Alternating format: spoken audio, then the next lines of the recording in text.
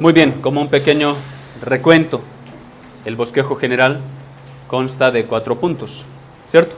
El bosquejo general amplio consta de 4 puntos.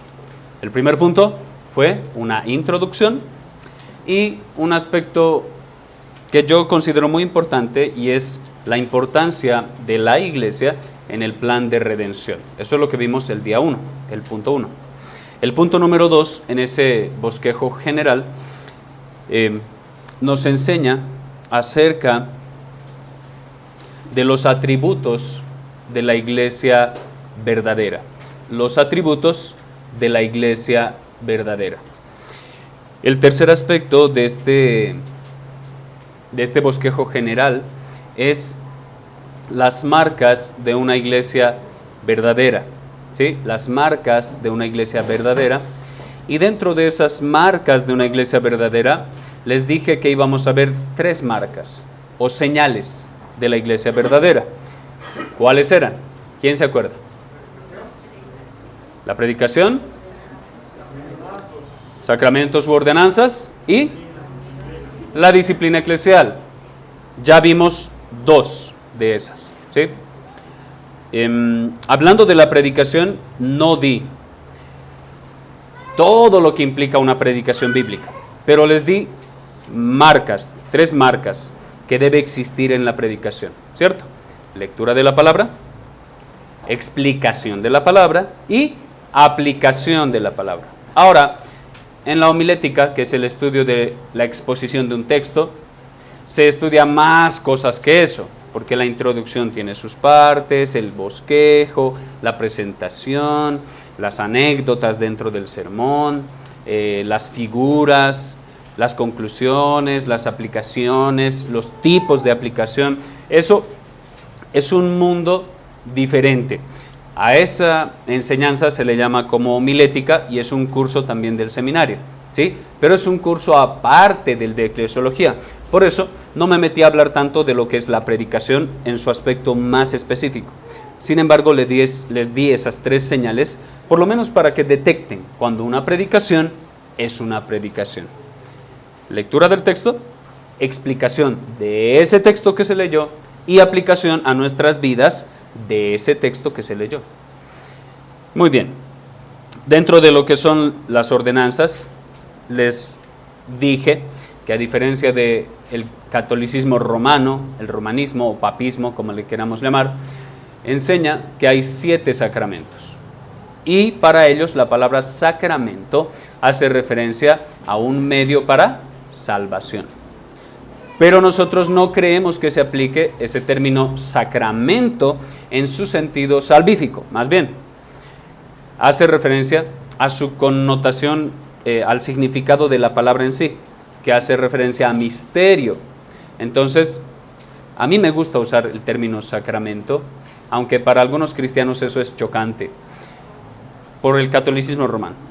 Pero el término sacramento nos muestra algo muy importante que está dentro del bautismo y de la cena del Señor, que es un misterio, que ni ustedes ni yo vamos a comprender jamás.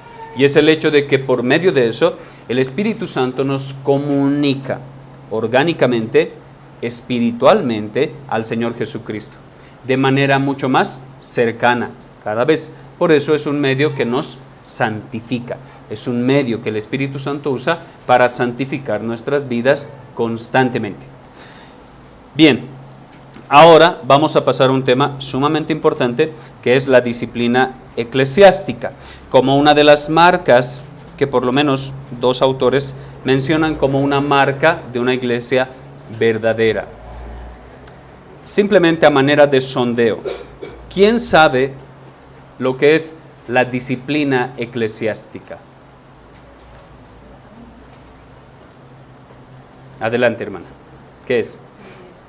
Es cuando, bueno, creo que siguiendo los pasos de Mateo, cuando vemos a un hermano que está en pecado, y vamos a acercarnos a él primero uno a uno para poder hablar con el hermano y decirle que el ánimo es en amor, que se arrepienta. Si no hace caso, pues ya llevamos a 2 o 3 testigos y si no, pues se informa a la iglesia y ya después hay una disciplina. Creo que lo que no sé bien es en qué momento se va dando cada paso, pero más o menos es la idea. Muy bien. ¿Alguien más? ¿Lo mismo que la hermana? ¿Alguien más sabe algo de la disciplina? Pueden decirlo con confianza, hermanos, no se sientan presionados a que los voy a regañar o los voy a corregir. No, pueden hablar. No sé, medidas que la iglesia trata de corregir a un hermano que se está desviando del camino. Sí, también es importante. Es una forma de ver la disciplina, ¿sí? Las medidas que toma la iglesia para corregir a un hermano que está desviándose del camino. Eso es un eufemismo para decir que un hermano está en pecado. Porque suena más fuerte, ¿cierto? Pero es un eufemismo, ¿sí? Para corregir a alguien que está en pecado. Hermana, iba a decir algo. Yo pienso que es cómo se va a gobernar una iglesia. Ok, sí. Disciplina entonces se ve como gobierno. Muy bien. Yo necesito eso, hermanos, para ahora poder hablarles de manera más clara acerca de este tema. Porque primero, este es un tema desconocido en muchas iglesias. Eso es lo primero. Es un tema que se desconoce. Segundo, es un tema que se aplica de manera errada. Es un tema que muchas veces se aplica de manera errada y se hace daño a personas que son cristianas, debido a que se aplica de manera incorrecta. Entonces, hay desconocimiento y hay una mala aplicación en muchas iglesias. Ahora, eso no lo digo simplemente porque así dice algún autor o es del discurso normal. Lo digo porque he hablado con muchas personas, incluso con personas que yo conozco de la iglesia, de otras iglesias, que me dicen lo mismo, que no saben mucho del tema o que en su iglesia no les han enseñado al respecto. Entonces, eso debe guiarme a mí para poder procurar ser un poco más claro. Bien, ¿qué es la disciplina eclesiástica? Cuando hablamos de disciplina eclesiástica, en primer lugar, no estamos hablando de castigo. Cuando hablamos de disciplina eclesial, no estamos hablando de castigo, porque a veces la palabra disciplina me guía a pensar que eso es lo que aplica la iglesia en contra de alguien que está pecando y entonces tiene que castigarlo. No es castigo, en primer lugar. La disciplina eclesiástica tampoco es lo que usan los pastores para intimidar a los miembros o a los congregantes. La disciplina eclesial no es para asustar a la gente. De hecho, la disciplina eclesial es la evidencia del amor del Señor Jesucristo a través de la misma iglesia. La disciplina es una evidencia del amor de Cristo para con su iglesia. ¿Por qué? Porque Cristo es el pastor, ¿cierto? Él es el buen pastor, Él es la cabeza de la iglesia. Y cuando Él como pastor ve que una de sus ovejitas más pequeñas está intentando brincarse la barda que Él ha puesto para cuidarlas, ¿qué hace Él? Toma su bastón, su vara, su callado más bien, ¿y qué pasa? La coge del cuello y la vuelve a traer al rebaño, ¿cierto? Eso es lo que haría como pastor. La disciplina es eso, es una muestra de amor para que esa ovejita que se está desviando, como decía el hermano, del camino, entonces con el callado de la disciplina, el Señor Jesucristo ha dejado a la iglesia, ¿para qué? Para que en amor agarren a esa ovejita que se está desviando, para volverla nuevamente al redil. Ahora el punto es este, ¿cómo se hace eso? ¿Sí? La disciplina es eso, es corregir a un hermano, es ayudarle al hermano, es amar al hermano, no es odiarlo, no es criticarlo, no es chismear de él, no, es amarlo, es ayudarle, es apoyarle, es procurar su preservación en amor. Eso es la disciplina eclesial. Ahora, ¿cómo se lleva a cabo eso? Primero, debemos entender que hay dos tipos de disciplina dentro de la iglesia. Hay dos tipos de disciplina. Una de ellas se conoce como disciplina preventiva y la otra se conoce como disciplina correctiva, ¿sí? Disciplina que previene, disciplina que corrige. Se le puede dar otro nombre. La disciplina preventiva también se le puede llamar instrucción, enseñanza. Y la disciplina correctiva se le puede llamar disciplina en sí misma, castigo, si quieren tomarlo así. La primera, ahí está en sus hojitas. La primera, la disciplina preventiva. Como dice ahí, les puse en pequeño parrafito, previene y advierte al creyente antes de caer en pecado. O sea que la disciplina preventiva no se encarga de ir y castigar y castigar y castigar. Se trata de ir e instruir a la persona para evitar que caiga en pecado, ¿sí? ¿Y dónde vemos nosotros cuál la disciplina preventiva? Es decir, ¿cuál es la disciplina preventiva más importante? ¿O cuáles son las disciplinas preventivas que podemos ver por medio de las Escrituras aplicada en la iglesia? Bueno, yo considero que hay 3 disciplinas preventivas. La más importante es la primera. Hay 3 dentro de la disciplina preventiva. Y yo creo que la más importante es la primera. Así que esas 3 también están ahí. La predicación, la exhortación y la consejería son disciplinas que previenen el pecado. ¿Y por qué disciplina? Porque también hace referencia a instrucción, ¿sí? Entonces vamos a ver la primera, la predicación como disciplina preventiva. Vamos a ir a 1 Timoteo capítulo 4 versículo 13. ¿Alguien lo tiene? Lo puede leer en alta voz. Tanto que voy, ocúpate en la lectura, la exhortación y la enseñanza. Muy bien, dice el apóstol Pablo a su hijo espiritual Timoteo, entre tanto que voy, es decir, Pablo pensaba ir con Timoteo a Éfeso, entre tanto que no estoy allá, pero pronto estaré contigo, pero mientras tanto le dice Pablo, ocúpate en hacer 3 cosas, a eso le conocemos como predicación. Pero vean lo que incluye la predicación: lectura y luego exhortación y luego enseñanza. O sea que la exhortación, que es parte de la disciplina, hace parte de la predicación. Por eso les decía que la predicación bíblica es leer el texto, explicar el texto y luego aplicar el texto.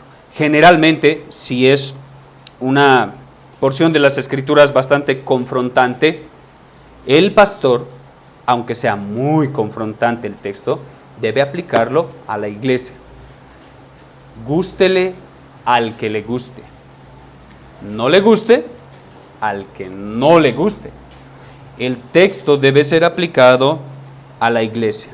Por ejemplo, yo estoy en la iglesia allá en Guadalajara, estoy predicando el Evangelio de Juan secuencialmente, desde el capítulo 1. Y actualmente vamos en el capítulo 18. Pero nosotros atravesamos por el capítulo 10, muy bonito, Jesús el buen pastor. Pero llegamos al capítulo 15, y en el capítulo 15 Jesús dice, yo soy la vid verdadera, ¿cierto? Mi Padre es el labrador. Y luego les dice, ustedes son los pámpanos. Pero luego dice que hay pámpanos que serán cortados. Entonces, ¿cómo lo aplico a la iglesia? Yo debo aplicar ese texto, aunque no le guste a algunos, dentro de la iglesia. Porque el Señor Jesucristo está hablando a sus discípulos. Y hay un pámpano que fue cortado del medio de ellos en el contexto anterior, en el capítulo 14. ¿Quién fue cortado? Judas. O sea que Judas aparentemente hacía parte de la vid, pero nunca hizo parte de la vid, simplemente se injertó a sí mismo a la vid. ¿Se pegó? Como a veces se pegó. ¿Tienen plantas en sus casas? ¿Sí? ¿No se han dado cuenta que a veces se pegan hojas de otros árboles y se camuflan en medio de ese arbusto o en la plantita? Bueno, Judas fue una hoja, una ramita que se pegó a la vid verdadera por un tiempo, pero nunca fue parte de la vid verdadera. Así que llegó el tiempo en el que el Padre la arrancó y la echó. ¿Y qué pasa con ese tipo de ramas que el Padre toma y echa fuera de la vid verdadera? Son quemadas. Son quemadas. Primero El proceso normal, ¿no? Se secan, dice, y se mueren. ¿Y después qué pasa? Son echadas en el fuego. Tuve que aplicar ese texto a la iglesia, diciendo que en medio de la iglesia puede haber, no lo sé, pero puede haber Judas, que asisten domingo tras domingo, así como Judas estuvo 3 años, día tras día, con el Señor Jesús. A muchos no les gustó, a muchos los llevó a pensar y a preguntarse a sí mismos, así como hizo Pedro y los demás apóstoles, la noche que Cristo anunció que uno los iba a entregar, los llevó a preguntarse, ¿seré yo, Señor? Y los llevó a reflexionar acerca de su fe. En unos fue para su bien, en 2 domingos algunos se fueron, porque no les gustó.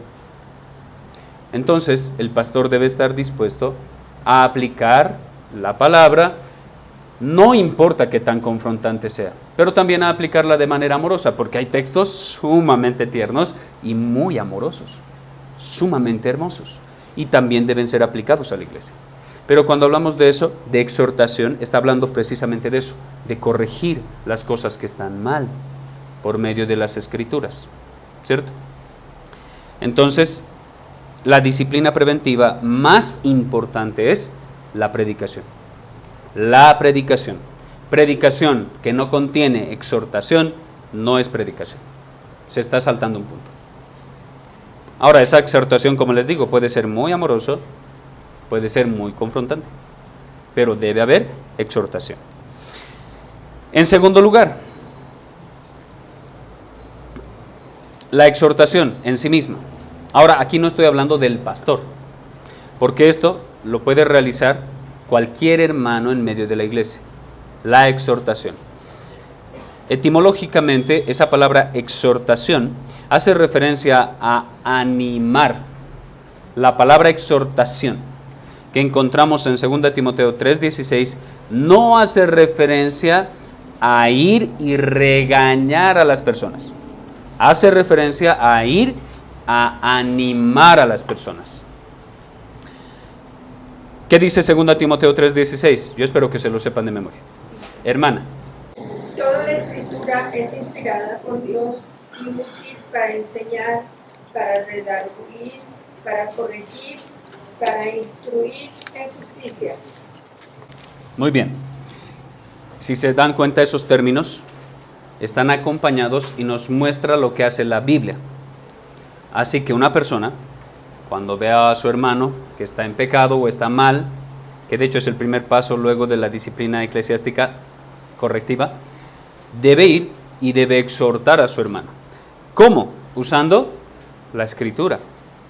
Porque 2 Timoteo 3:16, ¿qué dice? Toda la Escritura es inspirada por Dios, es decir, que Dios sopló su palabra a través de sus siervos. Lo que nosotros tenemos en la Biblia no son simplemente escritos de hombres. Sí fueron escritos por hombres, no podemos negar eso, porque si no cometemos una herejía. Pero fue inspirada por Dios. Como dice Pedro, el Espíritu Santo inspiró a esos hombres para que escribieran la palabra de Dios.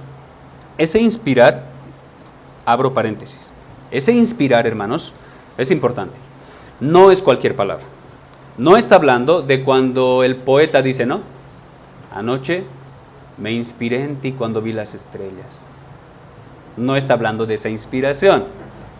Aquí está hablando de algo que Dios hace a través de sus siervos para que su palabra sea inerrante, es decir, sin error. Y que cuando se use su palabra sea infalible, es decir, no falle en el propósito para el cual fue dada. Toda la Escritura ha sido inspirada por Dios, soplada por Dios a través de sus siervos. ¿Para qué? Para redarguir, para corregir, para instruir, pero la parte final es la parte más importante de eso. Porque muchas veces simplemente voy a ir al hermano y le voy a leer Levítico y le voy a decir, tu vida no es santa y tienes que ser santo y punto y no sé qué, y le voy a ir con argumentos. No, no se trata de eso. Porque vean lo que dice el texto. Toda la Escritura es inspirada por Dios y es útil para enseñar, para redarguir, para corregir, para instruir en justicia. ¿A fin de qué? Versículo 17. ¿Cuál es el fin de que nosotros usemos la palabra de Dios para instruir, para corregir, para enseñar, para redarguir? El fin es que el hombre de Dios sea ¿qué? Perfecto. Ahora, esa palabra perfecto debía traducirse con otro sinónimo, la palabra maduro. Ahí no está hablando de que alguien en esta vida puede alcanzar la perfección. No está hablando de eso. Está hablando de madurez, de que un hermano alcance la madurez cristiana. Para que no sea llevado por aquí, por allá, por todo viento de doctrinas y de repente sale un predicador y dice amén a eso y ni siquiera sabe de qué está hablando. No, mientras más profundicen las Escrituras, ese hermano va a ser maduro, va a ser instruido en justicia. Ese es el fin. Y sea enteramente preparado ¿para qué? Para toda buena obra. Ahora, esto nos da una señal, de la cual les quiero aclarar algo. No está en mis notas, pero quiero aclarar esto. Vean que dice el versículo 17, que la instrucción de las Escrituras, la corrección que podamos hacer a un hermano, la exhortación, va dirigida a un hombre de Dios. Hermanos, la disciplina no está dirigida a los impíos. La disciplina está dirigida a los cristianos. ¿Saben por qué? Porque un impío no va a apreciar la disciplina. No le va a gustar la disciplina. ¿Cómo sé eso yo? Vayan en sus Biblias a Mateo capítulo 7. Que de hecho Mateo capítulo 7 también ha sido muy mal interpretado, los versículos 1 al 6. Muy, muy mal interpretado.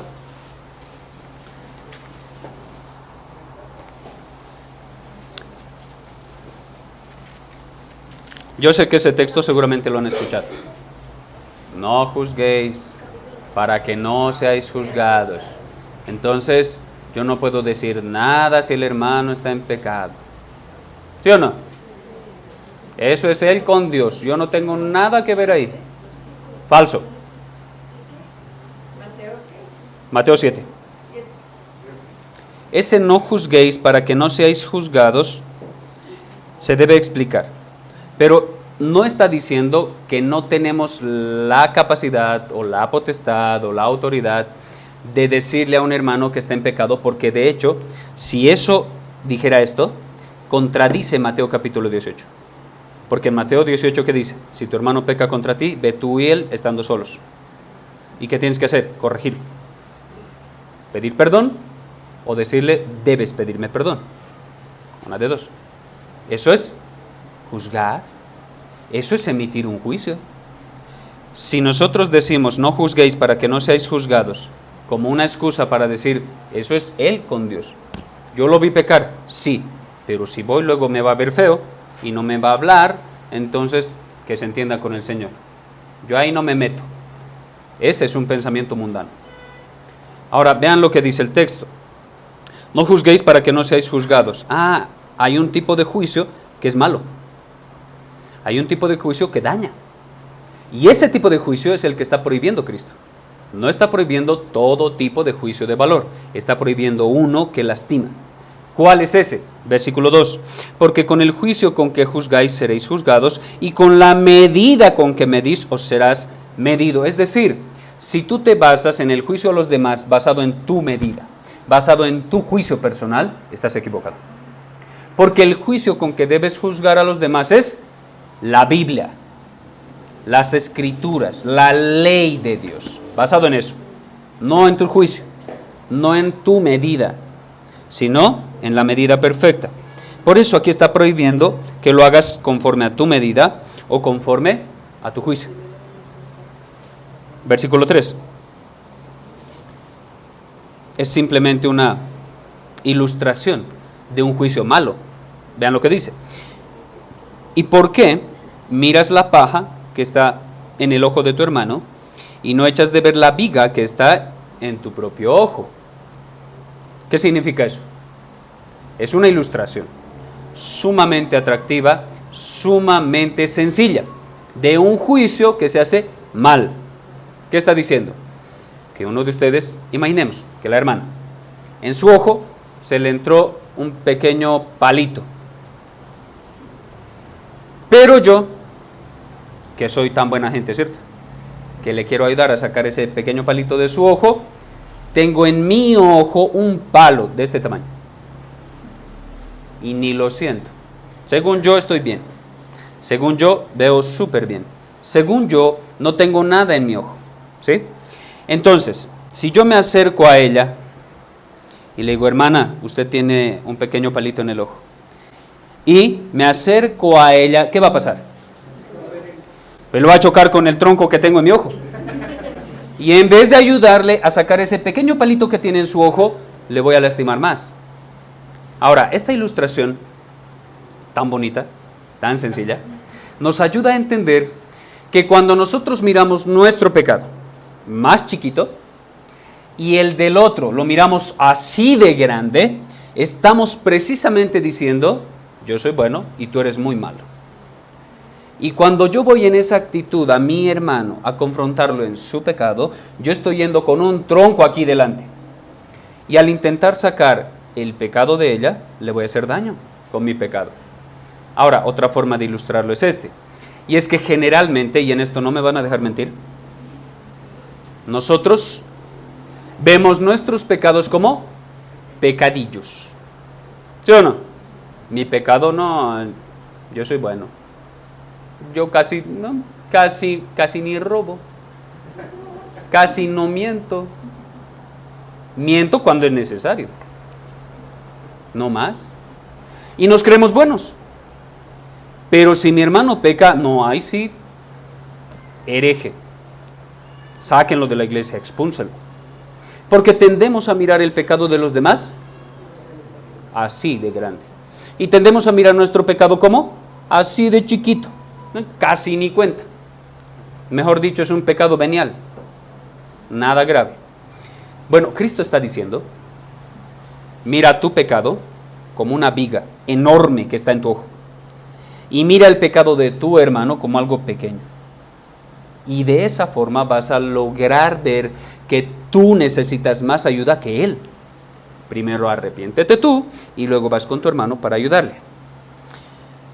Esa forma de hacer juicio es correcta. La otra forma es incorrecta. Porque vean lo que dice el versículo 4. Ahora va a aplicar esa ilustración. ¿O cómo dirás a tu hermano, déjame sacar la paja de tu ojo, y he aquí la viga en el ojo tuyo? ¿Cómo vas a hacer eso? Por eso el versículo 5, ¿qué dice? Hipócrita, porque tu pecado lo ves como algo pequeño, y el de tu hermano lo ves como algo enorme. Por eso Cristo les dice a este tipo de cristianos que van y quieren confrontar a todos, hipócritas, saca primero la viga de tu propio ojo, es decir, arrepiéntete tú, confiesa tu pecado, pide perdón al Señor y entonces verás bien. O sea, vas a juzgar bien el pecado de tu hermano y en amor le vas a ayudar a sacar ese pecado de su ojo. Eso es lo que dice. Y entonces verás bien para sacar la paja del ojo de tu hermano. Ahora, escuchen bien. El versículo 6 hace parte de todo lo que hemos dicho hasta ahora. Pero muchos lo separan. Del versículo 1 al 5 nos está hablando de la disciplina eclesial. Del inicio de la disciplina eclesial. Y en el versículo 6 sigue hablando de eso. Pero algunos dicen, más bien voy a preguntar esto. ¿Cómo entienden si leen el versículo 6? Ahora, después de lo que les dije. Cuando dice, no deis lo santo a los perros, ni echéis vuestras perlas delante de los cerdos, no sea que las pisoteen y se vuelvan y os despedacen. ¿Cómo entienden ese texto? ¿De qué está hablando? ¿Cuál es la perla? ¿Cuál es la perla? El Evangelio. ¿Alguien da más? ¿No? ¿Cuál era nuestro contexto? La disciplina. No corregir a quien no es. Exacto. El versículo 6 nos está diciendo: no apliquen disciplina a los que no merecen disciplina, porque la disciplina es una hermosa perla del Evangelio que solo la merecen los cristianos. Y los que no lo son, no la merecen porque la van a despreciar, la van a pisotear, pero no solo eso, van a volverse en contra de ustedes. Ellos merecen no la disciplina. Lo que ellos necesitan es ¿qué? El bendito Evangelio de Jesucristo. Ellos no necesitan corrección, ellos necesitan nueva vida en Cristo Jesús, y eso viene a través del Evangelio. Porque si simplemente voy y le digo: oye, eres un borracho, deja de ser borracho, eso es disciplina. Pero si es impío, ¿qué va a pasar? Tal vez deje el alcohol, pero aún no ha creído en Cristo. ¿Qué estoy provocando? Un impío sobrio. ¿Sí o no? Pero yo no quiero un impío sobrio. No, yo quiero un borracho que crea en Cristo, se arrepienta de sus pecados, el Señor lo salve, venga a nueva vida, y ahí sí, amado hermano, debes dejar de emborracharte. Ahí sí. Porque si lo hago antes, lo puedo provocar a ira. Y se puede hasta volver ateo. Y puede decir: todas las iglesias son una porquería. Lo único que hacen es ver mal todo lo que hago. No, ellos necesitan el Evangelio. Esa hermosa perla llamada disciplina no es para los impíos. Esa hermosa perla llamada disciplina es para los cristianos. Luego de repente paso de enseñanza a predicación, pero es la costumbre.